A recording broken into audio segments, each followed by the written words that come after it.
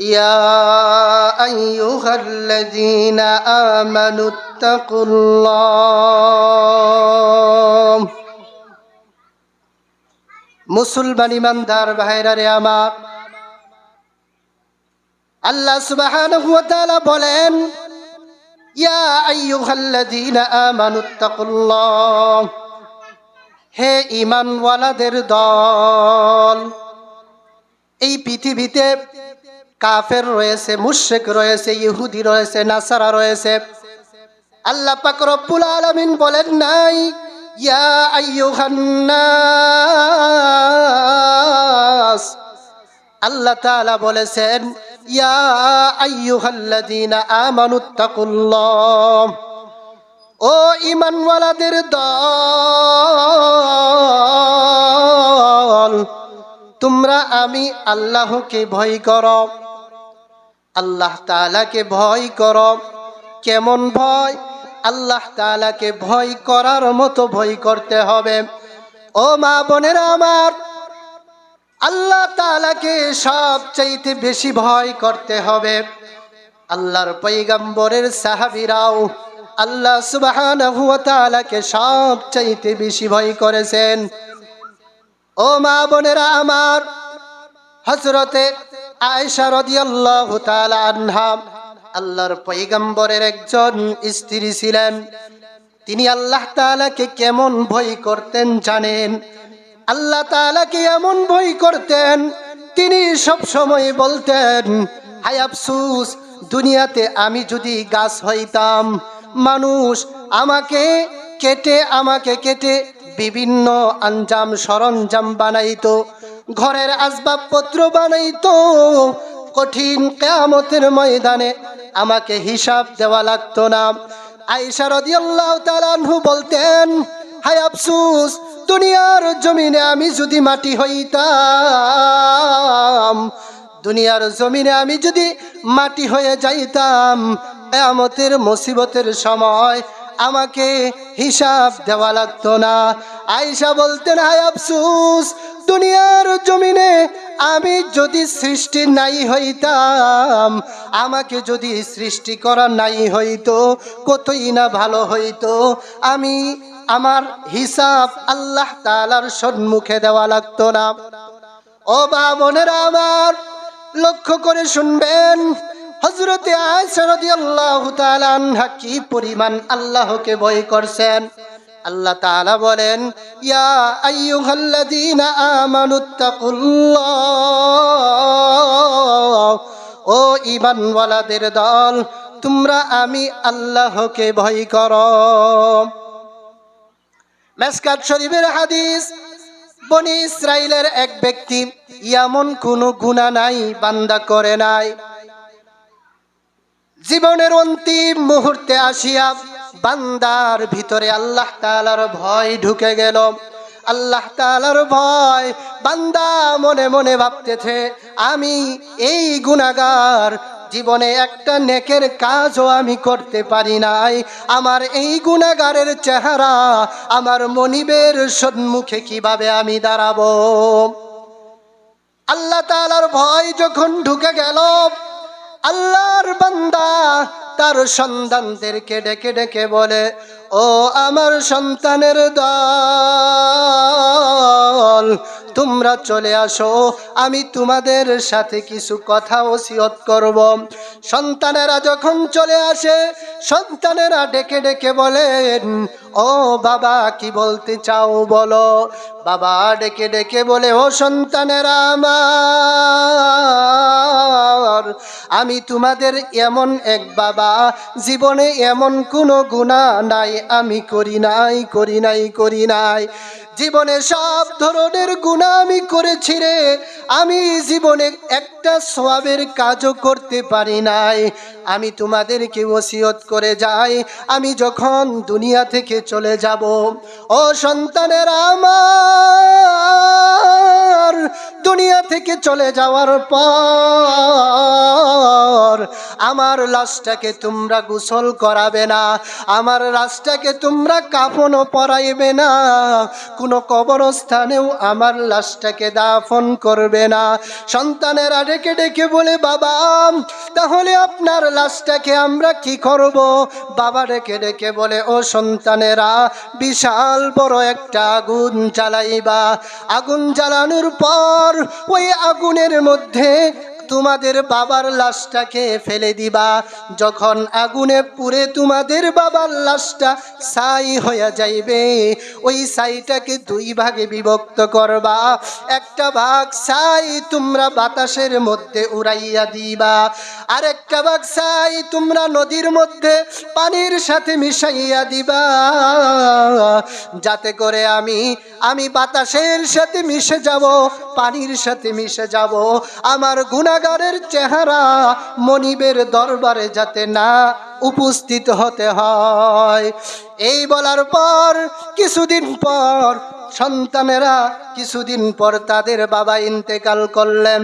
ইন্তেকাল করার পর বাবার ওসিয়ত অনুযায়ী বাবাকে গোসল দেয় না, কাফনও পরাই না, কোনো কবরস্থানে কবরস্থও করে না। বিশাল অগ্নিকুণ্ড সাজাইয়া সেখানে তার বাবার লাশটাকে পুড়িয়া ছাইটাকে দুই ভাগে বিভক্ত করিয়া এক ভাগ ছাই বাতাসের মধ্যে উড়াইয়া দিলেন, আর এক ভাগ ছাই পানির মধ্যে মিশাইয়া দিলেন। আল্লাহ পাক রব্বুল আলামিন বাতাসকে অর্ডার দিলেন, হে বাতাস, আমার এই গুনাহগার বান্দার ছাইগুলো তুমি একত্রিত করে ফেলো। পানিকে অর্ডার করলেন, হে পানি, আমার এই গুনাহগার বান্দার ছাইগুলো তুমি একত্রিত করে দাও। একত্রিত হওয়ার পর আল্লাহ পাক রব্বুল আলামিন ছাইকে বললেন, হে ছাই, পুনরায় আবার তুমি মানুষে রূপান্তরিত হয়ে যাও। সঙ্গে সঙ্গে ওই আল্লাহর বান্দা আবার আগের মতোই হইয়া গেলেন। ফেরেশতারা দৌড়ে যায় ওই বান্দাকে জিজ্ঞাসা করার জন্য। আল্লাহ পাক রব্বুল আলামিন বলেন, ও আমার ফেরেশতারা শোনো, আমি আল্লাহ স্বয়ং নিজেই তাকে জিজ্ঞাসা করব, তোমরা কোনো কিছু বলবে না। আল্লাহ পাক রব্বুল আলামিন বললেন, হে বান্দা, তুমি তোমার লাশটাকে পুড়ে ছাই করে আবার দুই ভাগে বিভক্ত করে কেন এই ওসিয়ত তুমি করলা? আল্লাহ পাক রব্বুল আলামিনের কাছে জবাব দেয়, ও দয়ার মালিক, আমি তোমার এমন এক গুনাহগার বান্দা, জীবনে একটা গুনাহ ও একটা নেকের কাজও আমি করতে পারি নাই। শুধু গুনাহ আর গুনাহ। এই গুনাহগারের চেহারা আমি কিয়ামতের ময়দানে লক্ষ লক্ষ কোটি কোটি মানুষের সম্মুখে আপনার দরবারে কিভাবে দাঁড়াবো, এই গুনাহগারের ভয়ে আমি এই ওসিয়ত করে গিয়েছি। আল্লাহ পাক রব্বুল আলামিন বলেন, ও ফেরেশতারা আমার, ইশহাদু আন্নী কদ গফারতু লাহুম, ও ফেরেশতারা আমার, তোমরা সাক্ষী থাকো, আমি আল্লাহ আমার এই গুনাহগার বান্দার জীবনের সব গুনাহ মাফ করিয়া তাকে জান্নাতে প্রবেশ করাইলাম। এই জন্য মা বোনদেরকে বলবো, আমরা আল্লাহ সুবহানাহু ওয়া তাআলার ভয় সব সময় দিলের মধ্যে রাখবো। যার ভিতর আল্লাহ তাআলার ভয় আছে সে কোনোদিন গুনার কাজ করতে পারে না। যার ভিতরে আল্লাহ তাআলার ভয় থাকে সে কোনোদিন নামাজ কাজা করতে পারে না। যার ভিতরে আল্লাহ তাআলার ভয় আছে সে কোনোদিন সুদি লেনদেন করতে পারে না। এই জন্য আমি মা বোনদেরকে বলবো, আপনারা আপনাদের দিলে আল্লাহ তাআলার ভয় ঢুকান। আল্লাহ তাআলা বলেন, ইয়া আইয়ুহাল্লাযীনা আমানুত্তাকুল্লাহ, হে ঈমানওয়ালাদের দল, তোমরা আমি আল্লাহকে ভয় করো। এমন ভয় করবা যেমন ভয় করেছিল সাহাবায়ে কেরাম, যেমন ভয় করেছিল হযরতে ফাতেমা রাদিয়াল্লাহু তাআলা আনহা, যেমন ভয় করেছিল হযরতে খাব্বাব রাদিয়াল্লাহু তাআলা আনহু, যেমন ভয় করেছিল হযরতে উমর ইবনুল খাত্তাব রাদিয়াল্লাহু তাআলা আনহু, তোমরা এই পরিমাণ ভয়, আল্লাহ তাআলার ভয় তোমাদের দিলের মধ্যে ঢুকাও। ইয়া আইয়ুহাল্লাযীনা আমানুত্তাকুল্লাহ ওয়া কুলু কওলান সাদীদা। ও ঈমানওয়ালাদের দল, তোমরা আমি আল্লাহকে ভয় করো। ওয়া কুলু কওলান সাদীদা, সব সময় সর্ব অবস্থায় সত্য কথা বলো। আমি মা বোনদেরকে বলবো, এই পৃথিবীতে সত্য কথা বললেওয়ালা মানুষ খুবই কম। সব সময় আল্লাহ সুবহানাহু ওয়া তাআলা সত্য কথা বলার জন্য বলেছেন। আমি মা বোনদেরকে বলবো, ও মা বোনেরা আমার, আপনারা আল্লাহ তাআলার ভয় দিলের মধ্যে ঢুকান।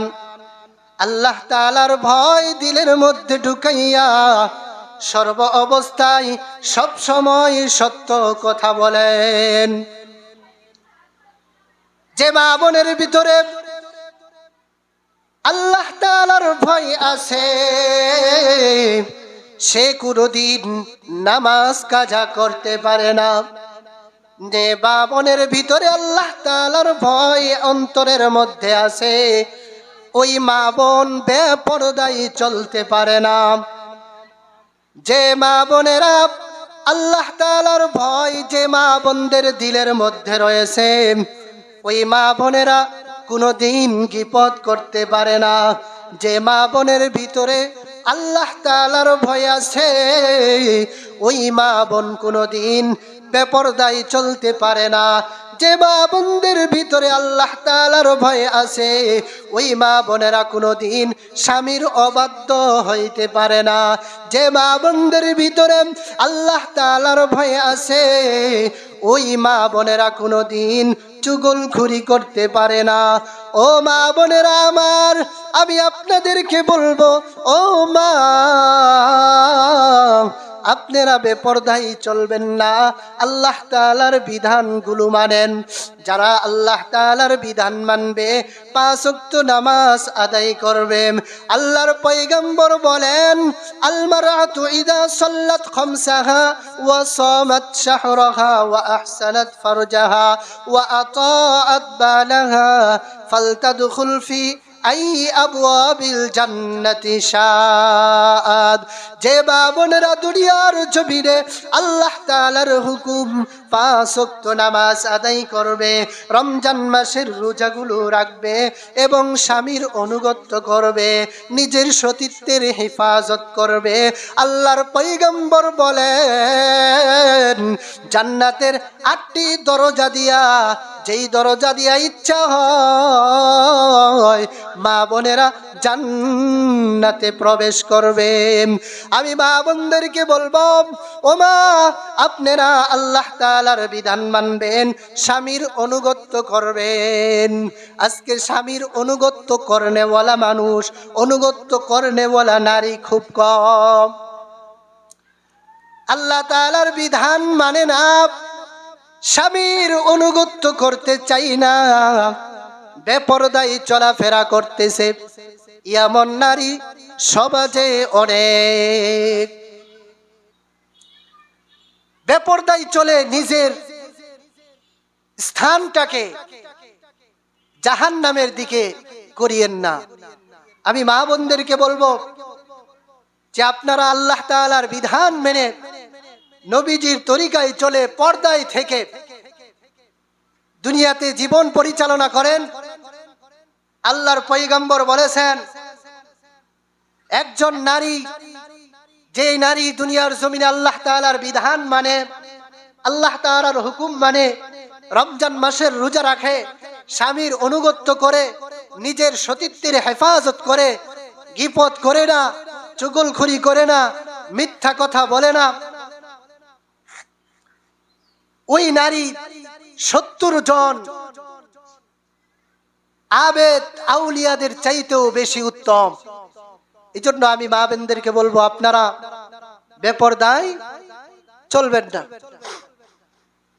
আপনারা আল্লাহ তাআলার বিধান মেনে দুনিয়াতে চলতে থাকেন, স্বামীর অনুগত্য করেন।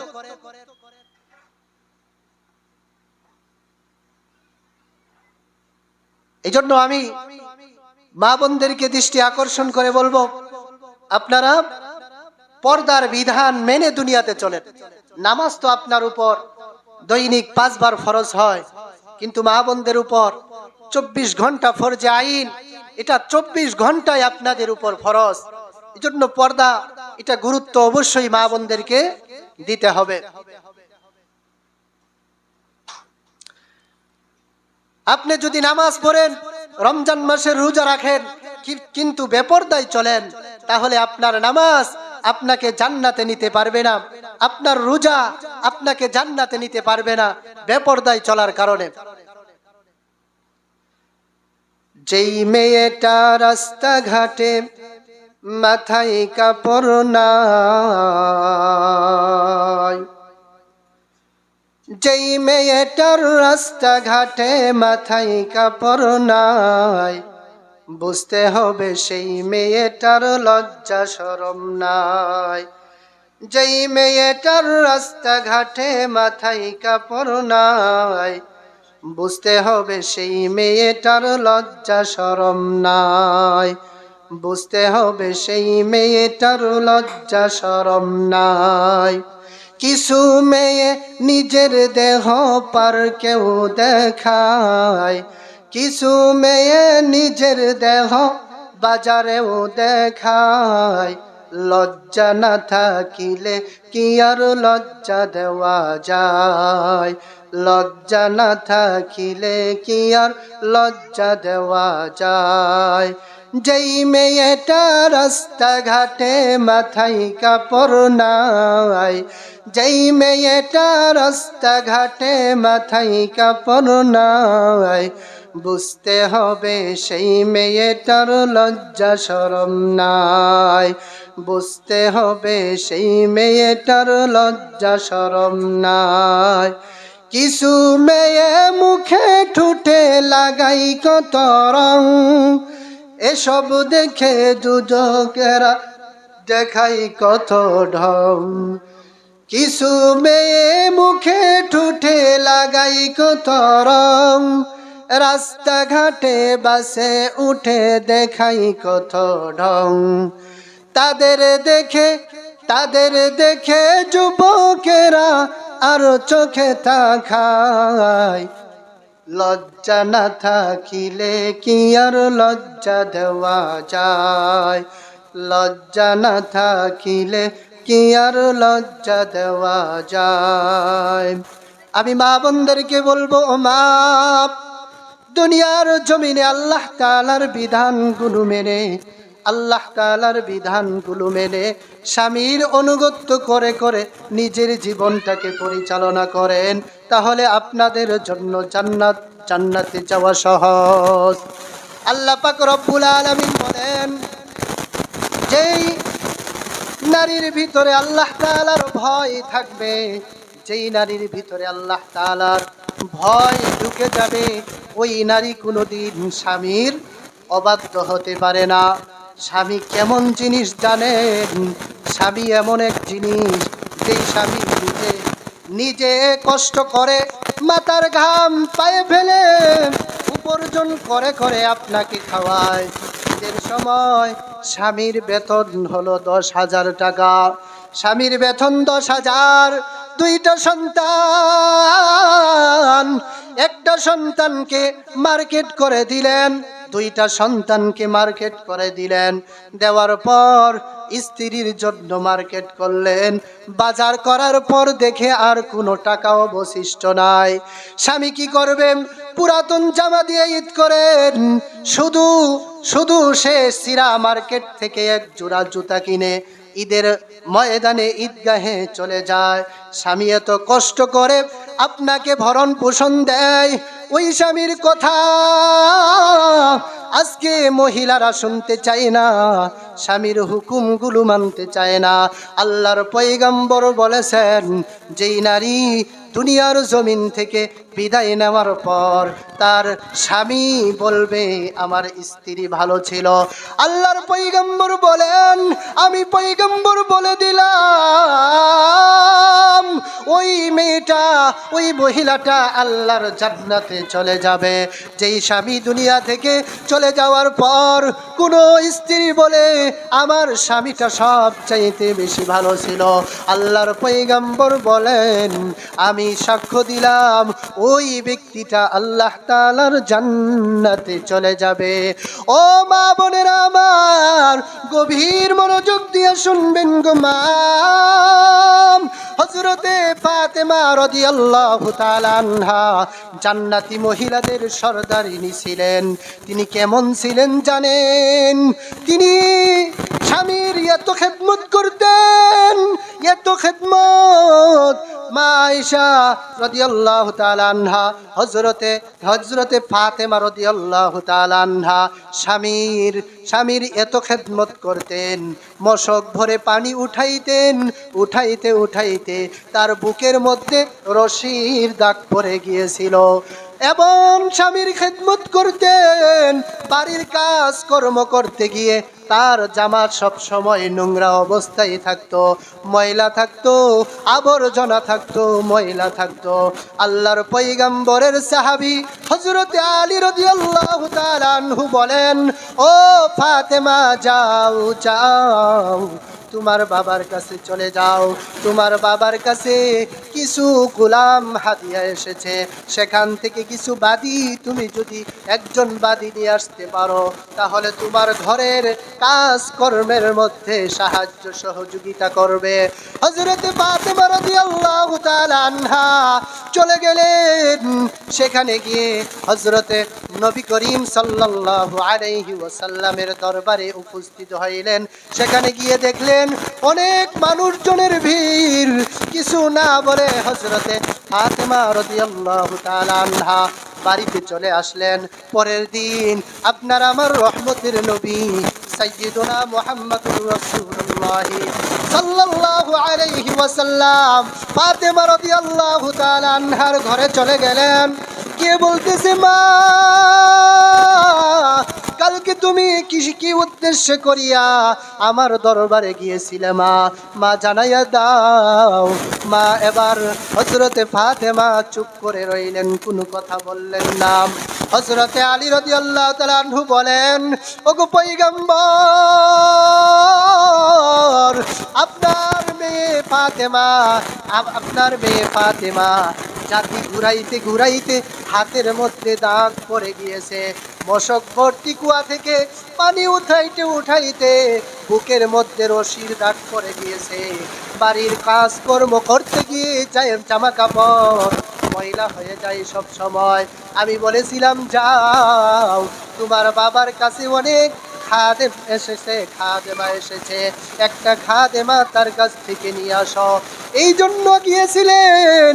আল্লাহর পয়গম্বর বলেন ও মা দুনিয়াতে কষ্ট করে যাও, স্বামীর হেতায়াত করে যাও, স্বামীর অনুগত করো, স্বামীর সংসার করে দুনিয়া থেকে চলে যাবা, দুনিয়া থেকে চলে যাবা। আর তুমি তাসবিহ তাহলিল করবা 33 বার সুবহানাল্লাহ, 33 বার আলহামদুলিল্লাহ, 34 বার আল্লাহু আকবার বলবা। তোমার একজন খাদেমার চাইতেও সব চাইতে বেশি উত্তম হবে এই আমল। আমি মা বোনদেরকে বলবো ও মা স্বামীকে অনুগত করবেন। স্বামীর বিনা অনুমতিতে আপনি নফল ইবাদত আপনার জন্য হারাম। স্বামীর অনুমতি ব্যতি রেখে আপনি আপনার বাবার বাড়িতেও যাইতে পারবেন না গো মা। আপনি স্বামীর অনুমতি ব্যতীত স্বামীর সম্পদ থেকে ভিক্ষাও আপনি দিতে পারবেন না। আমি মা বোনদেরকে বলবো আপনারা স্বামীর অনুগত্য করে দুনিয়ার জমিন থেকে আল্লাহ তাআলার বিধান মেনে স্বামীর অনুগত্য করে পর্দায় থেকে জীবন পরিচালনা করার তৌফিক সকল মহিলাদেরকে যাতে আল্লাহ তাআলা দান করেন। সকলে বলি আমিন। আলহামদুলিল্লাহ।